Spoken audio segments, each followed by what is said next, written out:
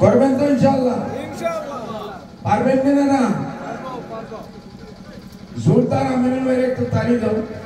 এত সুন্দর ভাষণ আমিনুল ভাই আজকে এত সুন্দর ভাষণ দিচ্ছে, আমার ডাব্বা খালি হয়ে আমি একটু বাঁচি।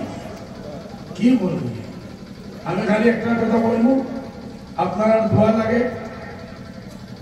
যেরকম আগে আমি খিদমত করছি, আপনারা আগামী আরো বেশি থেকে বেশি খিদমত করার আল্লাহ আমাদের। নদী ভাঙ্গার সমস্যা, আপনারা এখানে গড়াখনিয়া, এইসব জিনিসের আরো ডেভেলপমেন্ট, এডুকেশন, শিক্ষা দীক্ষার দিকে আমাদের ছেলেমেয়েরা আমরা আগ বাড়ে নেওয়া ছাড়া কোনো রাস্তা নেই। বিজেপি তো আমাদের চির দুশ্মন, বিজেপি আমাদের চির দুশ্মন, ধর্মের দুশ্মন, সংবিধানের দুশ্মন, জাতির দুশ্মন। সত্য আমিনুল ভাই বলছেন না? কংগ্রেস আমাদের আরো বড় চির দুশ্মন, আরো বড় চির শত্রু। কংগ্রেসে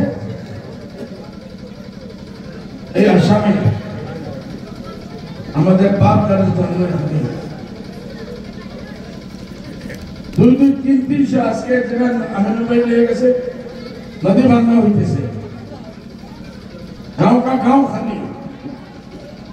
ওখানে লোক বললো এখানে বসতি 250-300 বছর পুরানো, তথাপিও আমরা বাংলাদেশ, তথাপিও আমরা বাংলাদেশ। এই বাংলাদেশে আমরা কে বানাই বলেন তো?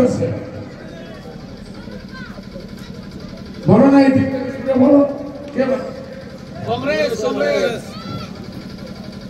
কংগ্রেস বানাইছে, কংগ্রেসে বানাইছেন না? না,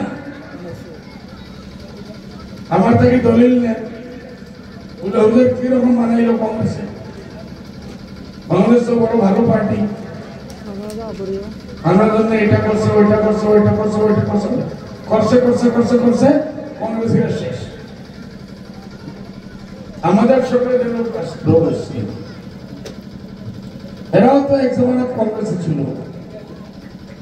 আমার আব্বা মরহুম কংগ্রেসে ছিলেন, কংগ্রেসের জন্য জেলে গেছে। আমরাও ইউরিয়া পড়ার আগে আমি নিজেই ভোট দিয়েছি কংগ্রেসে, দিছি না? আমরা গিয়ে দেখলাম যে শেখ হাসিনা কার চিফ মিনিস্টার আছে, শেখ হাসিনা কংগ্রেসের আসিল না বিজেপি? কে বলে কংগ্রেস?